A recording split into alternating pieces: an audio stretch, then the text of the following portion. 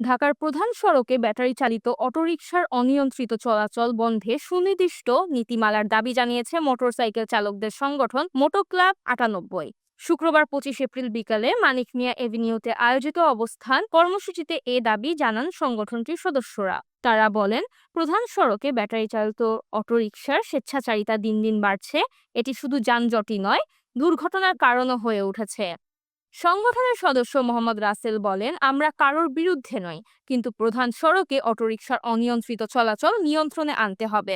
প্রশিক্ষণ ও লাইসেন্সের আওতায় আনতে হবে এই চালকদের। অবস্থান কর্মসূচিতে ৪ দফা দাবি জানানো হয়। এগুলো হলো, প্রধান সড়কে ব্যাটারি চালিত রিকশার চলাচল নিষিদ্ধ করতে হবে, প্রতিবন্ধী ও বয়স্কদের পরিবহনের জন্য আলাদা লেন নির্ধারণ করতে হবে, যত্রতত্র ব্রেক ও উল্টো পথে চলাচল বন্ধে কার্যকর পদক্ষেপ নিতে হবে এবং ব্যাটারি চালিত রিকশা চালকদের ট্রাফিক আইনের আওতায় আনতে হবে। সম্প্রতি বনানীতে এক মোটরসাইকেল চালকের ওপর ব্যাটারি চালিত রিকশা চালকদের হামলার ঘটনা তদন্ত করে দোষীদের বিচারের আওতায় আনতে হবে বলেও জানায় সংগঠনটি।